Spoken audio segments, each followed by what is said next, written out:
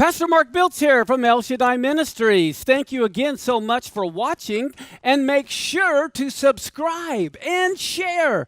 Also, please like this video, and we would love to hear your comments. Thanks again for watching. Bye-bye. Okay. I came back from Alabama. As you know, what I've been speaking over the last 6 months, I kind of consolidated a lot of things of different sermons, and I put it into one. I presented it to Alabama when I was there, John Kilpatrick's Church of His Presence, and it went very well. But what was amazing is as we're coming back on the plane, and Sherry and Tina and I were talking and things, more stuff gets downloaded. And it's like, you are not going to believe this. I really think in one way, this is going to be the most significant talk that I've given in 20 years, what you're about to hear. I'm serious. So double buckle up. Fasten your shoulder strap too. I mean, it's like, on the airplane, they give you the routine before the plane takes off, about the oxygen mask dropping. I wish I had some under your chairs because you're going to need them. Okay, here we go. We're going to start with I'm going to try to go slow. I know I talk fast. I was the second youngest of 9 kids. And if I wanted anything, I had to jump in there. You all know I talk fast, so I'm going to try to slow down because I really want you to get this. I say there's 2 kinds of teachers. One that just wants to get something out and one that wants to get something in. I want this to get in, so I'm going to try as hard as it is to go slower, but that might mean we go a little bit longer. Ecclesiastes chapter 3, verse 1 and 2, it says, "To everything there is a season and a time to every purpose under heaven." To everything and a time to every purpose. Do you know what that means? You were created on purpose. I mean, a lot of people, let's say they're adopted or something happened, they wonder. I tell you what, you were created on purpose at this time. And like I like to say, you go to sports and they have track meets, and you have a relay race where there's like 4 people on a team. They always save the last person is the one who's the fastest. That's the way it is. They get the baton to pick up any lost thing. We are living at the end of the age, and God chose you to live at this time on purpose because He has great respect for how fast you can run. Okay, so we have to realize you were created on purpose. You could have lived any time in history 1,000 years ago, but no, God wanted you here now. And He says, to how many things? Everything. To every purpose. So how many of you know God has a purpose? And how many of you know He's going to accomplish His purpose? Look at the next verse, Isaiah 46:10. Some translation says He declared the end from the beginning, but I'm going to use this translation. Making clear from the first what is to come, and from past times the things which have not so far come about, saying, God says, my purpose is fixed, and I will do all my pleasure. How many of you know God will do what He wants to do, whether we oppose it or like it or not? But that also tells you, if you want to understand the end, Revelation, you've got to go to Genesis. He declared the end from the beginning. And many of you know where the very first word in Hebrew declares everything. And the first verse declares everything. I've gone through it, but I don't have time to do that. Now, look at what 2 Peter chapter 3, verse 8 says. Do not overlook this one fact, beloved. With the Lord, one day is as 1,000 years, and 1,000 years as one day. Isn't that amazing? Well, this comes from Psalms 90, verse 4, where it says, 1,000 years in your sight are but as yesterday when it is past, and as a watch in the night. Okay, now here's what's amazing about that verse. The word for 1,000 is the word aleph. Now, aleph is a letter of the Hebrew alphabet as well. That is the letter aleph, and that's how you spell aleph. In Hebrew, every letter is a word. So if you have a 3-letter word, you got 3 words within the one word. Well, aleph is just like we say alpha and omega in Greek, it's really the aleph and the tav. The aleph is the first letter of Hebrew, the tav is the last letter. But I want you to notice that the word for 1,000 is aleph, that letter. Well, when we look at this, here is Genesis 1:1. Bereshit, bara, Elohim, et hashemayim, vet haaretz. And we know we're in 2022 now. So we know it's been about 2,000 years since Messiah. Well, from Messiah to Adam was 4,000 years, which means a day with the Lord is 1,000 years. We've gone 6,000 years. We're about to enter the 3rd day from Messiah's death, or we really have entered it, where he's about to raise us up and we'll live in his sight. What's amazing, look at this. There are 1, 2, 3, 4, 5, 6 alephs in that first phrase, referring to we've been given 6,000 years. Right there. Now, if you notice, there are 7 Hebrew words in Genesis 1:1. In the beginning, God created heavens and the earth. In Hebrew, though, there are 7 words. And I believe that refers to the 7,000-year reign, where the last reign is the Sabbath year. But Bereshit is in the beginning, created Elohim, Hashemayim, the heavens, and the earth. If you'll notice, you've been robbed in English of that middle word. You've been robbed. Aleph Tav appears about 7,000 times, I believe, and you never get it in English, okay? But who is the Aleph and the Tav? Yeshua is the Aleph and the Tav.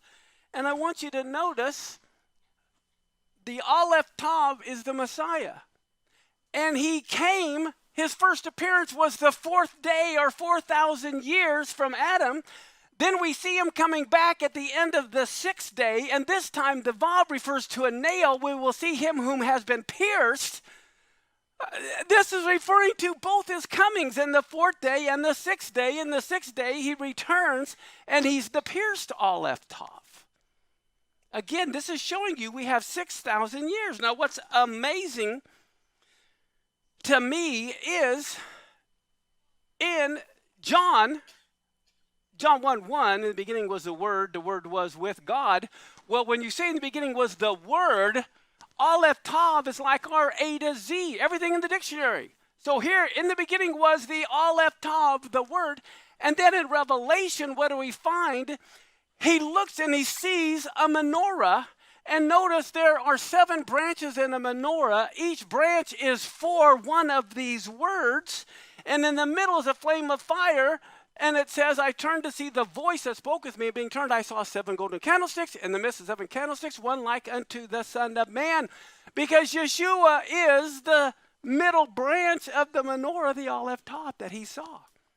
And this is referring in Revelation back to Genesis 1:1. He declared the end from the beginning. Now, when it comes to the calendar, people are always talking about the end of the world. Oh my gosh, remember Y2K. History. God does not use our pagan Gregorian calendar. How about the Mayan calendar is going to end? Whoa, guess what? God does not use the Mayan calendar. He doesn't use the Muslim calendar. He doesn't even use the Chinese calendar. Okay, God is going to use his calendar. Now, in Genesis 12, Abram was 75 years old when he departed out of Haran. How many of you know what year Abraham was born? From Adam. If you go from Adam all the way to Abraham's birth, when you add up all the begets, Abraham was born in 1948.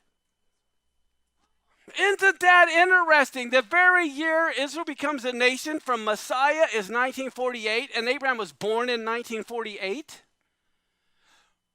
It's all about the patterns. Remember, Moses' tabernacle was based on the pattern, what's in the heavens. How old was Abraham when he entered the promised land? Does anyone remember how old he was? He was 75. Well, 1948 plus 75 means we might enter the promised land in 2023. I'm just using patterns from history. Okay. Look at Revelation 10, 1 through 4. John saw a strong angel coming out of heaven. Now, you have to remember, angel is not a correct translation. Messenger. This is a messenger. I saw another strong messenger coming out of heaven, clothed with a cloud, and an arch of colored light was around his head. His face was like the sun, his feet like pillars of fire. This sounds like Yeshua to me. He had in his hand a little open book, and he put his right foot on the sea, his left on the earth, and he gave a loud cry like the angry voice of a lion. Yep, that sounds like Yeshua, the Lion of the tribe of Judah. And at his cry, the voices of the seven thunders were sounding. And when the seven thunders had given out their voices, I was about to put their words down, and a voice from heaven came to my ears saying, "Keep secret the things which the seven thunders said, and do not put them in writing." John is the only one in human history who heard what the seven thunders uttered. He knows what they said, and he didn't share it with us. Okay? He didn't even put it down in writing. And he said, keep this secret. Well, let's go to Revelation 10:7. We see, but in the days of the voice of the seventh angel, when the sound of his horn is about to come, then will the secret of God be complete, of which he gave the good news to his servants, the prophets. So we see John heard what the seven thunders uttered. He couldn't write it down.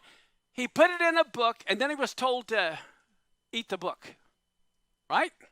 Okay, so he doesn't write it down, but he eats the book, but he heard what was said. This verse is missed by everybody. I don't think anybody sees this or has commented on it. Look at then what it says. Revelation 10:10.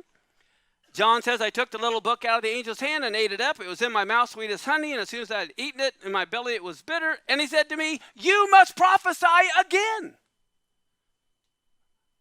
before many peoples, nations, tongues, and kings. Now, when it comes to the two witnesses, I believe the two witnesses will be Moses and Elijah, but if you remember, they're confined to Jerusalem. They are in Jerusalem for 3.5 years, and I believe they are the two witnesses to the Jewish people. But I believe in the mouth of 2 or 3 witnesses, John will come back, and he also will be a witness to the church, to the Gentiles. He's the only one who heard, and he says, you're going to prophesy again. He couldn't put it in writing, therefore what he heard was not put in the book of Revelation. Okay, this is something that only he's heard that will be revealed.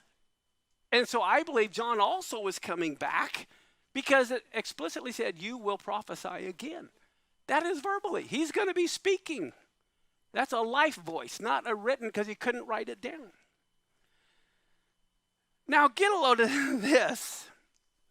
Okay, in Revelation 11:3, I'll give power to my 2 witnesses, and they're going to prophesy 1,260 days clothed in sackcloth. Okay, that's 3.5 years. Everyone agree that's 3.5 years? Everyone knows 2 witnesses. Now, they're going to come first because then the beast that comes out of the bottomless pit, he ends up killing them. And it says here, Revelation 11:7, when they finish their testimony, the beast that ascends out of the bottomless pit will make war against them, overcome them, and kill them. And then in verse 9, Those of the people and kindreds and tongues and nations will see their dead bodies for 3.5 days and will not suffer their dead bodies to be put in graves. Okay, now this also tells you the Jews do not have control of Jerusalem. The Jews bury the very same day. The very fact that you had them laying outside for 3.5 days tells you the Gentiles have control of Jerusalem at this point completely. Okay, now get a load of this. Revelation 11, 11, and 12, after the 3.5 days, the Spirit of life from God enters into them. They stand on their feet, and great fear falls on everybody who saw them, and they heard a great voice from heaven saying, "Come on up here, y'all." And they ascended to heaven in a cloud, and their enemies beheld them. You know what's amazing? A lot of people thinking the Antichrist and the false prophet are going to come first. But here you're going to have Moses and Elijah come first, and they're going to have it stop raining. They're going to cause water to turn to blood. They're going to cause all these plagues, and everyone's going to rejoice that they're dead. I believe when Moses and Elijah come, everyone's going to think they're the false prophet and the Antichrist. And then when the Antichrist kills them, okay, everyone's going to think that must be Moses and Elijah here now because they killed these bad guys.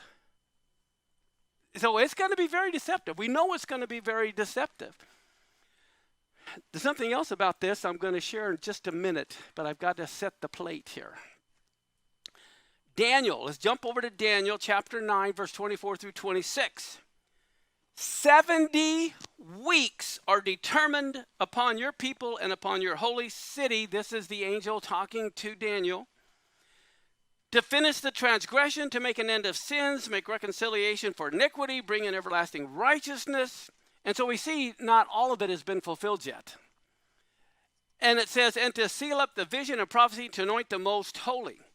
Know therefore and understand from the going forth of the commandment to restore and build Jerusalem unto Messiah the Prince will be 7 weeks and 62 weeks. The street will be built again, the wall, even in troublous times. After the 62 weeks, Messiah will be cut off, but not for himself. And the people of the prince that will come will destroy the city and the sanctuary. That's Rome in 70 AD. And the end will be with the flood unto the end of the war. Desolations are determined. Okay, let me ask you something. You know, we have the Shemitah cycle. Now, the 70 weeks refer to 490 years, 70 times 7. Everyone understands he's talking about a Shemitah week. If you believe the Lord's ministry lasted 3.5 years, where was it in terms of a Shemitah week?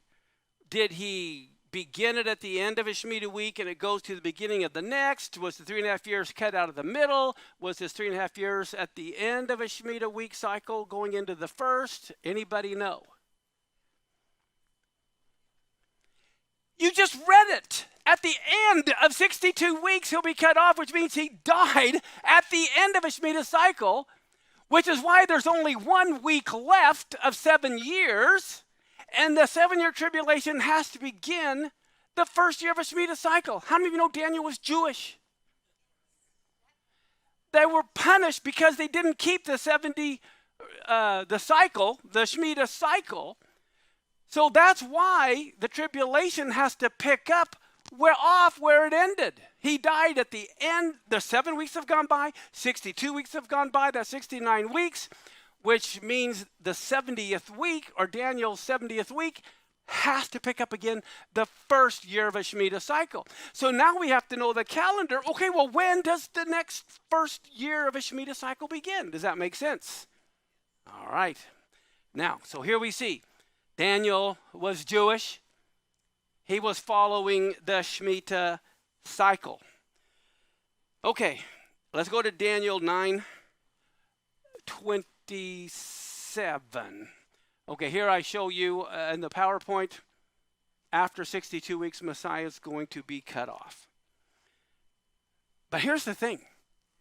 We just got done talking about the tribulation has to begin on Rosh Hashanah, which is the beginning of a Shemitah cycle, right?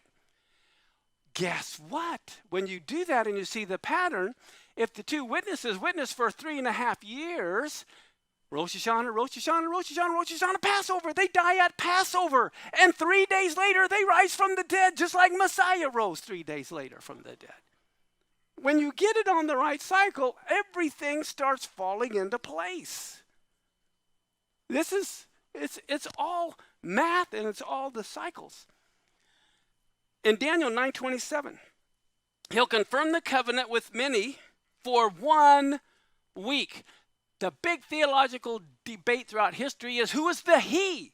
Is the he the Antichrist that confirms the covenant? Or is the he God who confirms the covenant? All right?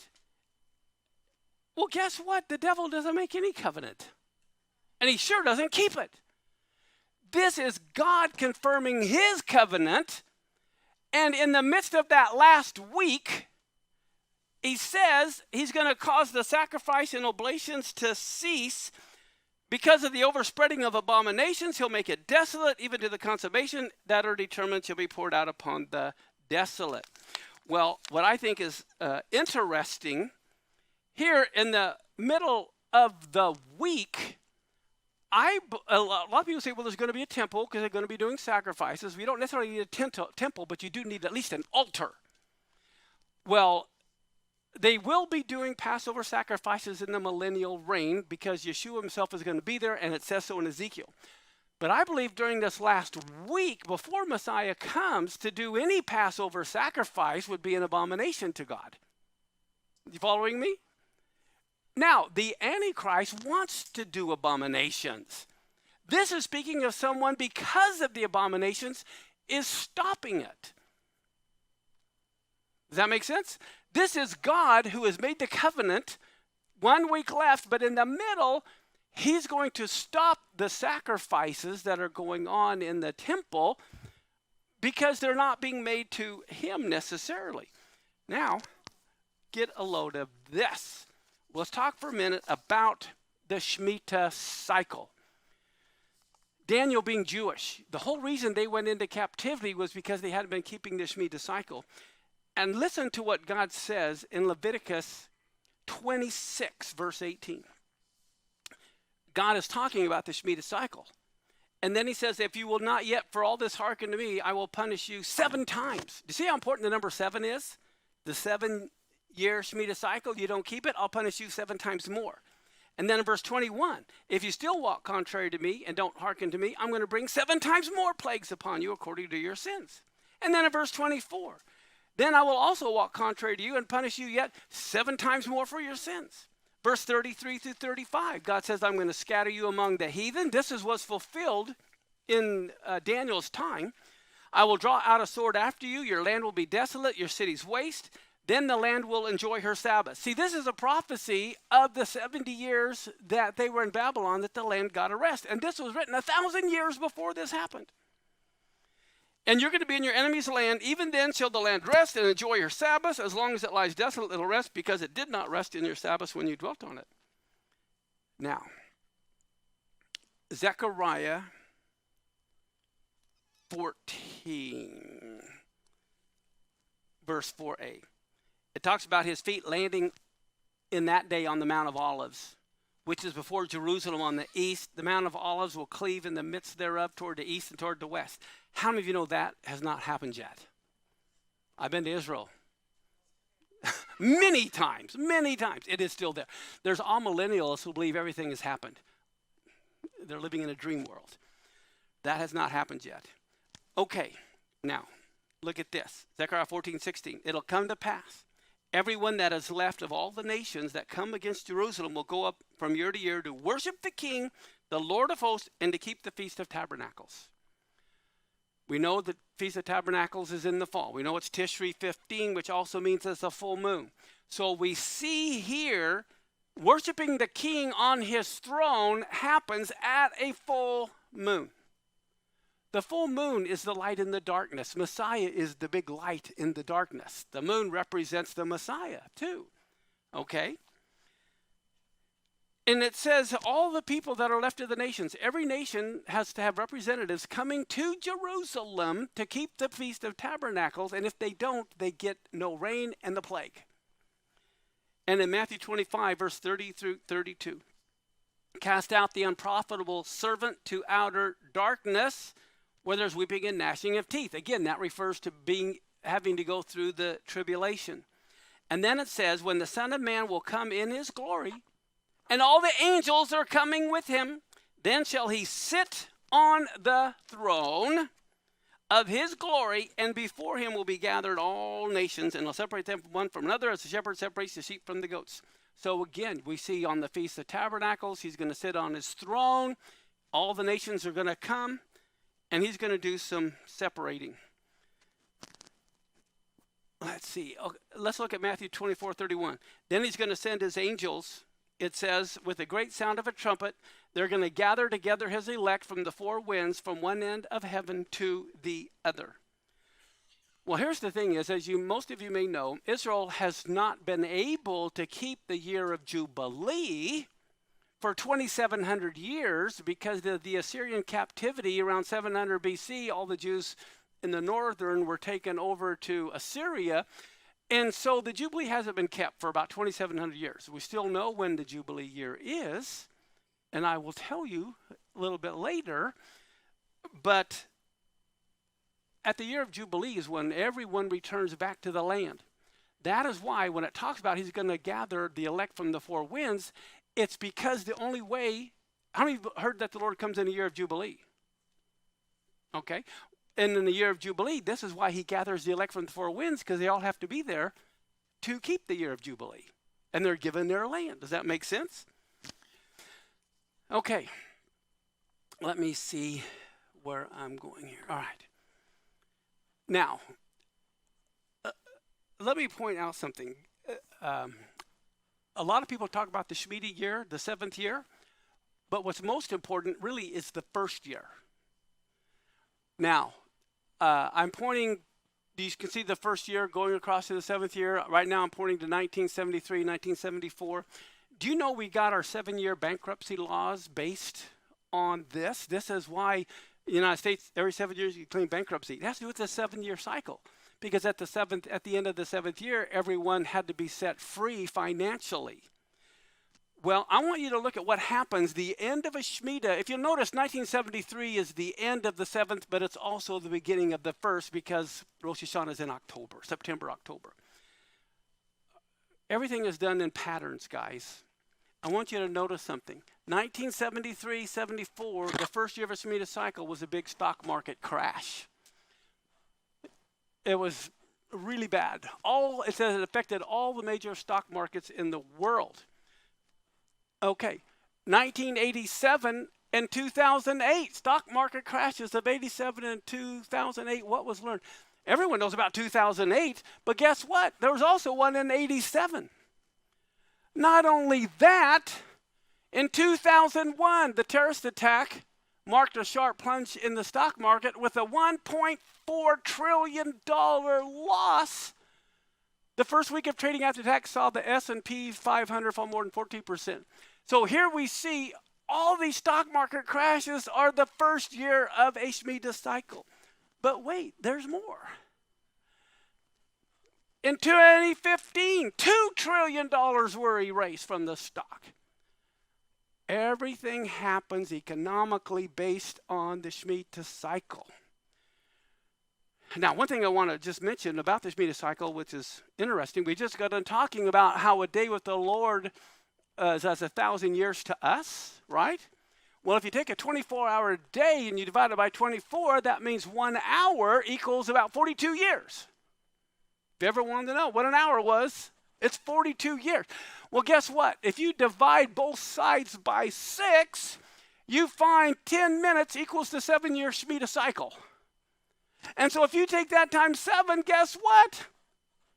The Jubilee cycle is 70 minutes. The number 7, the number 70. 70 years captivity. I think it's interesting in God's sight, the 49-year Jubilee cycle is 70 minutes to him. Just an interesting number. Okay. Now let me show you some other things. The Jubilee cycle does not go 49 years and then a Jubilee year and then 49 years. That would get everything off helter-skelter, like adding an extra day after Sunday between Monday once every 50 years. No, it works like this. There's 49 years, and then the first year of the next 49 years is the 50th year. You following me? So think of it this way. Here we got 1, 2, 3, 4, 5, 6, 7 years, okay, and 7 years going down. Now on the right side, you can say that's the 7th year, the 14th year, the 21st, 35th, 42nd. Everyone follow me how that works? 49 is the big number you have to realize, not 50, because 50 is always the first year of the next cycle. So what you have to see, the Jubilee year, or the first year of every cycle, and 49, 7 times 7, is the big number that you need to think of. Okay. Here we are. We're going to look at Shemitah cycles here. These are correct. And I want you to notice that in 1948, 1949, right in there were these 4 blood moons I talk about in my book that fall on the feast days. This is why they're so important, because God said he created the sun and the moon for signs on his feast days. Now, let's look and see how important the first year is in another way. Did you know Nebuchadnezzar destroyed the temple in 586 BC in the first year of a Shemitah cycle? Rome destroyed the temple in 70 AD, the first year of a Shemitah cycle. Hiroshima, Nagasaki happened the first year of a Shemitah cycle. War is always, a lot of wars are happening the first year of a Shemitah cycle. Okay, 6-day war. Israel recaptured Jerusalem. That was in the first year of a Shemitah cycle. Okay, and guess what? Here you've got 4 blood moons, again, in the sky. 73, the Yom Kippur War. First year of a cycle. Now, what's fascinating, I was speculating at the time when I first presented this to you, you can only declare a Jubilee year on Yom Kippur.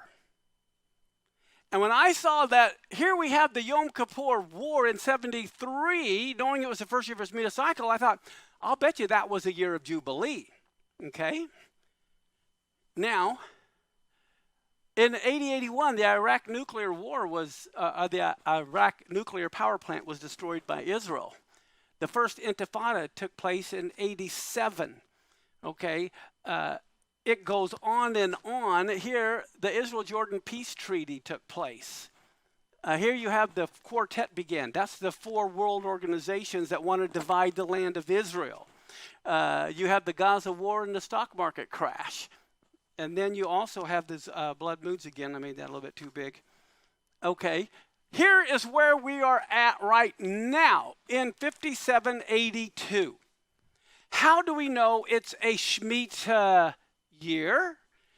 Because 5782 is divisible by 7. It's just math. That's how you know where you're at in the Shemitah cycle. You divide it by 7, and you find that's what it is. Now, as I said, the first year of the tribulation has to begin the first year of a Shemitah cycle, which means this coming Rosh Hashanah, the first year of a Shemitah cycle, has a high probability of being the beginning of the tribulation. If the tribulation does not begin this fall, it can't begin for 7 more years. Are you understanding the thinking here? Because it has to begin because Daniel was Jewish. Okay. Now, here's the other thing. This is 50 years from the Yom Kippur War. Could this coming fall also be the year of Jubilee? We're going to look at that. And then again, here in the year 2035, 2036 is when the Song of Moses ends, when you go a verse for a year. So here's the thing. This coming Rosh Hashanah 2022, that is interesting. When it comes to the resurrection of the dead, I believe beyond a shadow of a doubt it will happen on Rosh Hashanah. But I don't get into whether it's at the beginning, at the middle, or at the end. What I do know is starting this Rosh Hashanah, every Rosh Hashanah, I would be anticipating the resurrection of the dead and being ready. Wow, that is... I'll have to explain something to someone later. Okay, here we go. Some people tell me, well, these certain biblical scholars believe that 1989, 1990 was a Jubilee, or was a Jubilee year. Or they say, no, 1999, 2000 was a Jubilee year. Well, guess what? Those can't be Jubilee years, because Jubilee years have to be the first year of a Shemitah cycle. Now, if you want to debate with me whether 2001 or 1994 was the year of Jubilee, I'm open to debate that. That at least makes sense. But don't tell me some year that is in the middle of a Shemitah cycle is the Jubilee year. It doesn't work. Okay? So we know these are Shemitah years. It's the Hebrew year divided by 7. Okay. That was the Yom Kippur War right there in 73, 74. Well, guess what? 50 years later is 2022, 2023. Well, what's happening, I want to show you is this. The way you know if a year is a Jubilee year is the math. If it's divisible by 49, you know the following year is a Jubilee year. Well, guess what? 5733 is divisible by 49. It's 117. So that was a Jubilee year. This September, we are going to begin a Jubilee year as well as the first year of a Shemitah cycle, 118. So we know from the math that this fall not only is the first year of a Shemitah cycle, this fall is the year of Jubilee. It begins. It's the math.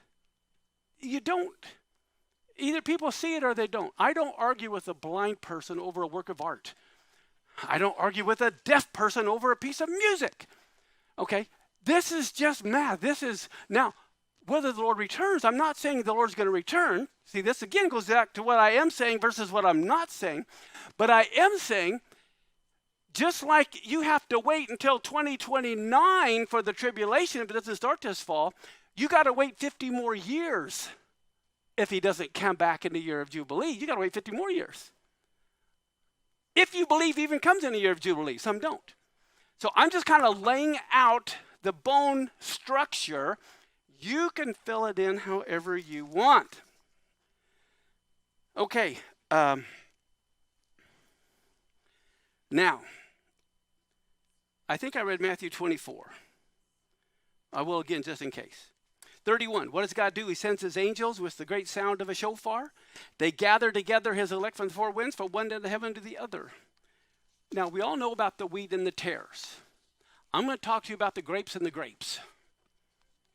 I mean, God calls us his wife, his kids.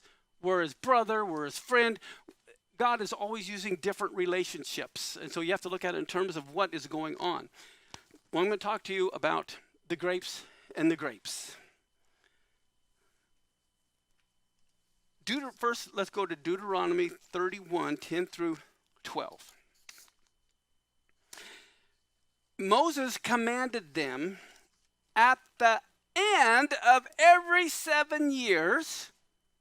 Okay, this means you've gone through the whole cycle. You're at the end of the 7th year, in the solemnity of the year of release, in the Feast of Tabernacles. If the year ends on Rosh Hashanah, Tabernacles on the 15th, so it's the end of the year, but you're 15 days into the next year. Okay? And notice the importance of the Feast of Tabernacles. It says, when all of Israel comes to appear before the Lord, this is why everyone has to be there, why he has to gather everybody. In the place which he chooses, you're to read this law before all of Israel in their hearing.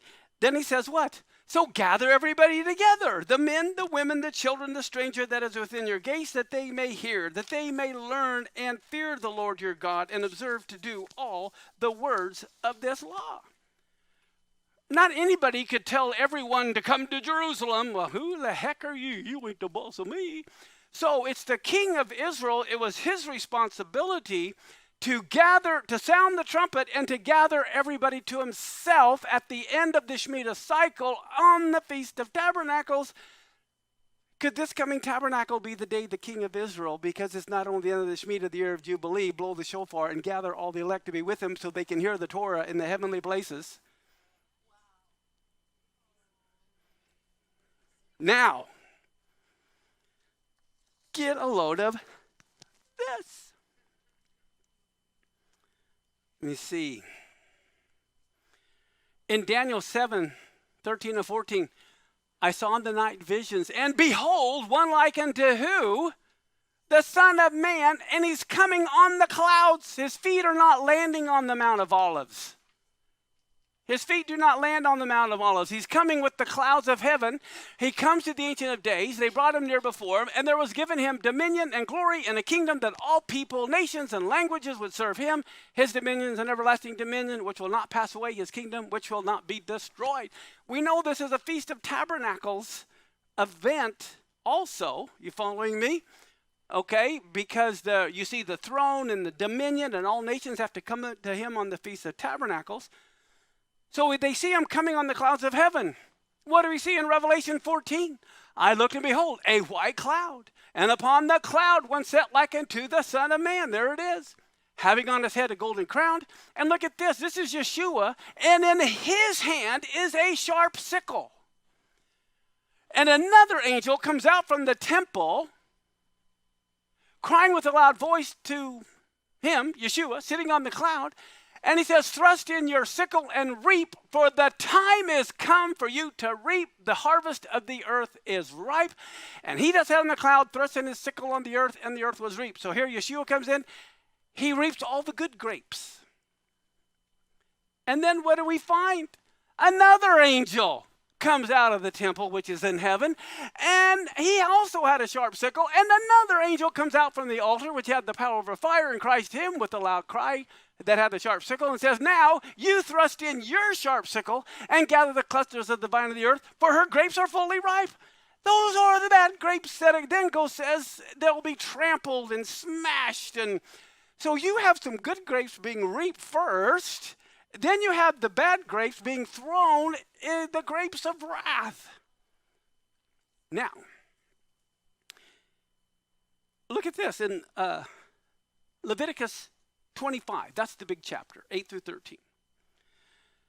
God says you will number 7 Sabbaths. What's 7 times 7? There you go. That's the key. Every 49 years. Then shall you make a proclamation with the blast of the shofar on when? The 10th day of the 7th month. That's Yom Kippur. So the year of Jubilee is celebrated on Yom Kippur, which is why that was a clue in 73 that was a Yom Kippur, was the year of Jubilee. In the day of atonement, you to make a proclamation with the horn throughout all your land. You will hallow the 50th year and proclaim liberty throughout the land to all the inhabitants. It'll be a Jubilee. And everyone returns to his possession. You'll return every man to his family. A Jubilee shall that 50th year be to you. You're not going to sow or reap or grow anything, nor gather the grapes of it of the undressed vines, for it is a Jubilee, is holy to you. You will eat the increase out of the field, so you can't eat the fruit. In this year of Jubilee, everyone returns to his possession. Well, guess what? Look what Leviticus 25:23 says. The land will not be sold forever, because God says the land is mine. So all the land is going to return back to the Lord. As a matter of fact, look at Psalm 24:1. The whole earth is the Lord's, and the fullness, the world, and everyone who dwells on it. Everything belongs to God. In the year of Jubilee, it's like God has lent this world out to us humans, but in the year of Jubilee, he's coming back and he says, look, nothing more is going to be sold. The land is mine, and now I'm in charge here. This is like with the Pharaoh and the Exodus. Okay, God says, okay, now I'm going to be involved in human history like never before. Now, get a load of this. If you remember, Passover was the barley harvest. Pentecost is the wheat harvest. And Tabernacles is what? The grape harvest. If he's the same yesterday, today, and forever, if he filled Passover at Passover in the spring, Shavuot or Pentecost in the summer, he will fulfill the fall feast to the day of his second coming. So the prophetic events will happen on Rosh Hashanah, on Yom Kippur, on the Feast of Tabernacles. So we look at the pattern of the grapes, because now we're looking at the grape harvest. Well, you're going to find this very fascinating. There's a winemaker in the Judean hills, and he told this website, We harvest manually at night starting about 10 p.m. and finish about 5 in the morning. The reason we harvest at night is mainly for the temperature. And the Lord is coming at night, okay, to do his harvest as well. He says the grapes get to the sorting table in the winery about 6 a.m. with temperatures of 64 degrees in, September, October. If we harvested during the day, the temperature of the grapes would be 95 degrees Fahrenheit. Who wants to work when it's 95 degrees Fahrenheit manually pulling all your grapes? Harvesting is done at night. And then it says, harvesting at night means better complexity of aromatics, better control for the start of the fermentation, less oxidation of the fruit. So I think it's interesting. The harvest is at night. And it always talks about the thief in the night who comes at night, and which, if you're watching or not. So here's a picture of them harvesting at night. Here's another picture, manually cutting the grapes at night. But you ready for this? There's an order for the grape harvest. I don't know how many of you are wine connoisseurs, but the sparkling wine grapes are always harvested first, the Chardonnay, the Pinot Noir, to ensure lower sugar levels. Then most of the white wine grapes make their way to crush. Viticulturally speaking, which means according to the grape harvesting, the red wine grapes are typically next in the harvest line as they take a bit longer to reach full maturation. And when it talks about the times of the Gentiles as full, it doesn't mean a quantity. It means the Gentiles have finally grown up. They finally matured. You don't harvest something when it's not mature. God doesn't want to marry a child bride. He wants a bride. And he's waiting for the church to grow up. Then, next in the harvest line, as they take a bit longer to reach full maturation, finally there's the ice wines. Make their way to crush after going some serious dehydration on the vine to produce a raisin-like grape with highly concentrated sugars, perfect for the dessert wines. When I see about this serious dehydration, that's the body of Messiah that's going through the tribulation, and at the very end, they're here for the dessert. Messiah then there's a lot of people say because of the rapture, it's at the beginning. I have proof it's in the middle. I have proof it's at the end. Well, guess what? They were arguing in Messiah's time. He's supposed to be coming out of Egypt. No, he's born in Bethlehem. No, he's called the Nazarene. They were all right. I would not be surprised if there isn't several harvests during the tribulation.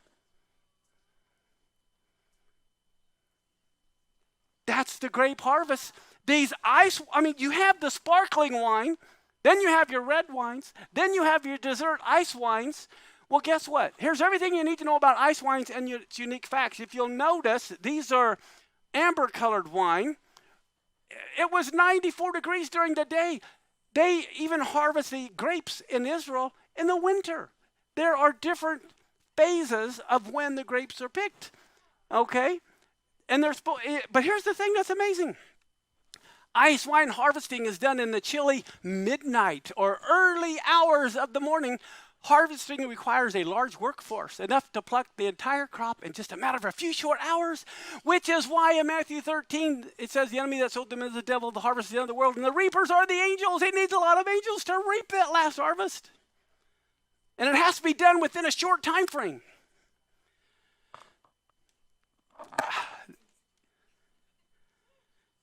Okay. Again, Luke 12:35-37. Stay dressed for action. Keep your lamps burning. Be like men who are waiting for their master to come home from the wedding feast. They missed the wedding feast, so that they may open the door to him at once when he comes and knocks. Blessed are those servants when the master finds them finally awake. When he comes, he will dress himself for service, have them recline at the table, and he will come and serve them the ice wine, the dessert wine. That's why he says the believers, there's some that are building with wood, hay, and stubble, some that are building with gold, silver, precious stones. We're all at a different place in our walk with God. The question is not, hey, I know God, I got Jesus in my pocket, I'll pull him out when I need him. It's all about relationship. How close do we want to be? Okay, so now, this is so crazy. Okay, Now, I'm going to also give you further scriptural proof. I mean, a lot of the preachers today will give you one Bible verse and talk for 45 minutes about who knows what. I just want to give you verse after verse after verse. You can check it out yourself. Listen to Amos chapter 9. This is such an incredible verse, 11 and 12. In that day I will raise up the tabernacle of who? That tabernacle. What if that's going to happen on the Feast of Tabernacles? It's fallen, and I'm going to close up the breaches. I will raise up his ruins. I will build it as in the days of old, that they may possess the remnant of Edom and all the heathen which are called by my name. These are the Gentiles. It's talking about he's going to raise up the tabernacle of David, which allowed Gentiles to come around the tabernacle. And here God is going to gather the believers, the heathen, the Gentiles who are called by his name, says the Lord is going to do this. And then look at the next verse, Amos 9:13. Behold, the days come, says the Lord, the plowman will overtake the reaper. And look at this, the treader of grapes, him that sows seed in the mountains will drop with the sweet wine. That's the last wine of the harvest, and the hills will melt. Okay, so now let me show you this. Proverbs 7 is actually a prophecy. Most people don't think of Proverbs as prophetic. But it talks about the harlot of Revelation during the tribulation. Proverbs 7, 8 through 10, passing through the street near her corner. What in the world is he even doing down there? He went the way to her house. He went in the twilight, in the evening, in the black and dark night. This is referring to the tribulation. And behold, there met him a woman with the attire of a harlot and subtle of heart. Why is he going to the red light district anyway? But now watch what happens. She is a religious harlot. And she says, therefore I came to meet you diligently to seek your face, and I found you. I've decked my bed with coverings of tapestry, with carved works, with fine linen of Egypt. I perfumed my bed with myrrh, aloes, and cinnamon. Come, let us take our fill of love until the morning. Now, before I show you the blockbuster verse that's next, I got to set it up here. Look at Matthew. Matthew 25, all about end times. Here, or Matthew 24 too, but look at this. Here he's talking about the evil servants, and he says, if that evil servant shall say in his heart, oh, my Lord, tarry, he's not coming back for another 1,000 years or something. And he begins to beat his fellow servants and will eat and drink with the drunken, the Lord of who? That servant will come in a day when he doesn't expect it, and an hour when he doesn't know. When it talks about the thief coming in the night, you won't know the day or the hour. He's speaking to the evil servants. He's speaking to the foolish virgins. He's speaking to the sleeping church. Everywhere, go back and look at the context. Matthew 25, the foolish virgin. Oh, that's where the foolish virgins is, but I want to show you this. After the foolish virgin story, he goes in and he talks about the kingdom of God. And he said, it is when a man goes into what?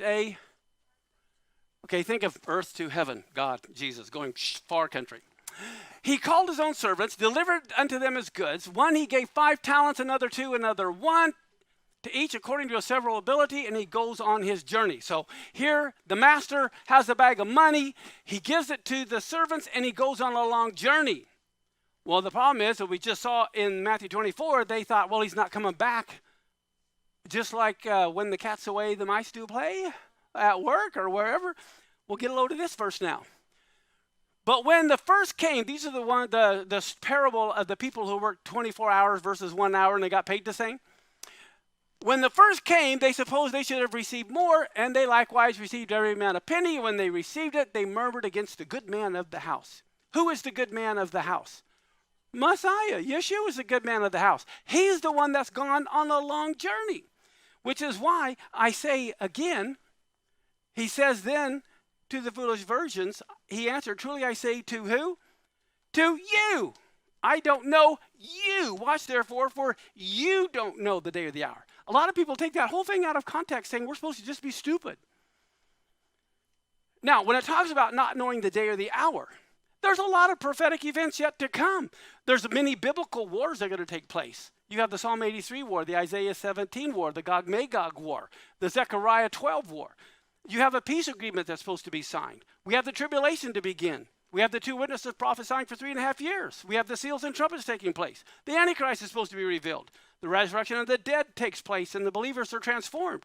We know the Lord's feet land on the Mount of Olives. The millennial reign begins. So when you say the day or the hour, we're not supposed to know, well, which event? We're not supposed to know the day of the hour when the peace agreement happens. We're not supposed to know the day or the hour of the tribulation. We're not supposed to know the day or the hour the Antichrist is revealed. For someone just to say we're supposed to stay stupid, that's not very smart. Here, I don't see anything coming. Well, this is much like the people today. I don't see anything coming. But Luke says when these things begin to come to pass, what are you supposed to do? Not look up. Not look down. You're supposed to look up. Your redemption is drawing nigh. Okay, with that said now, going back to Proverbs, look what the harlot then says to this foolish man. The good man is not home. He's gone on a long journey. He's taken a bag of money with him. He'll come home at the day appointed. The devil knows God's calendar, and he knows. When you read the day appointed, we think in our mind, well, that means a specific time. Guess what? That's a wrong translation. It's close. It is close. Here's the Jewish translation. He's taking a bag of money with him. He'll come home at the full moon. That's the Feast of Tabernacles, people. That is an appointed day. And guess what? When it comes to his throne, is that word I told you? That same word is translated as full moon. The word for throne and full moon are simultaneously, which is why all nations, it'll come to pass, everyone that's left the nations will come against Jerusalem, will even go up from year to year to worship the King on the throne, the Lord of hosts, and to keep the Feast of Tabernacles, which is at the full moon. Throne and full moon are the same Hebrew word.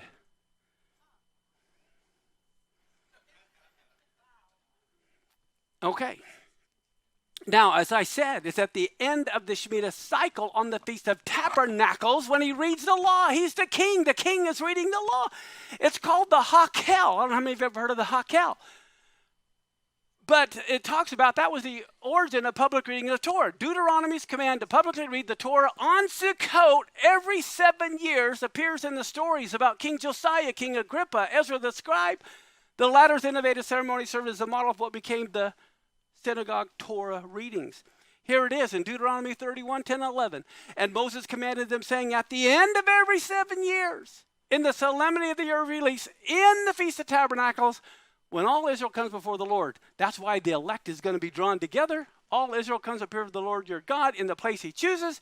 You will read this law before Israel all in their hearing. Yeshua is the King of Israel, and on the Feast of Tabernacles, he will make sure all those that have been resurrected will be gathered together so he can read the Torah. Verse 12, gather the people together, the men, the women, the children, the stranger that is within your gates, that they may hear, that they may learn, and fear the Lord your God, and observe to do all the words of this law. I'm going to close with this. Many of you have heard of Motzei Shabbat. That means at the end of Shabbat, okay? That little, right between the first day of the week, the last seventh day of the week. Remember Paul went and preached till midnight? That was during Motzei Shabbat, right there, from darkness to midnight. There is a song that is sung during Havdalah, Motzei Shabbat, after everything, every single Saturday. Many of you know it. Eliyahu ha-Navi, Eliyahu ha-Tishbi. Okay, what that is saying is Elijah the prophet, Elijah the Tishbite, Elijah the Gileadite. May he soon in our days come to us with the Messiah, the son of David.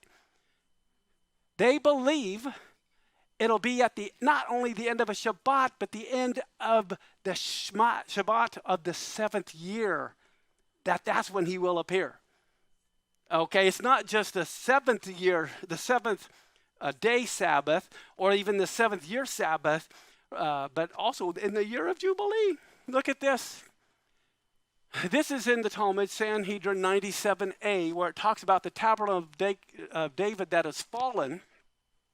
And I want you to notice this Hebrew. I'll read it for you here in just a minute. But basically what this is saying is, the sages taught with regard to the Shemitah cycle, during which the Messiah, the son of David, comes. Okay? Well, The sages taught right there. Let me go to my last page. It's B'motza'e Shvi'it ben David Ba, which means during the year after the conclusion of the sabbatical year is when the Son of David comes. That means in a year of Jubilee, which starts this fall. And if it doesn't happen this fall, the next year of Jubilee is 50 years from now.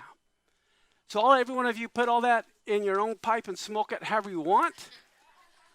All I'm saying is we need to be looking up, especially the next 2 Shemitah cycles are 14 years. The problem is many of the church is sleeping. They want just a few more minutes, but it's time for the harvest. Let's stand and pray. Sorry I went a little bit longer. Just wanted to make sure you guys got the importance of this lesson and where we're at on the biblical timetable. Father, we just thank you. I just pray that you would give all of us eyes to see, ears to hear, hearts to understand. You are loudly calling your children to wake up. You want them to go in the first harvest. So, Father, we just thank you we thank you for everything you're doing for the nation of Israel. And even as you told Moses to tell Aaron this prayer, that not only would you bless your people, you would even write your name on them. Ivarekaka Adonai v'ishmereka, Ya'er Adonai panavilecha v'huneka, Yisa Adonai panavilecha v'yasem laka shalom.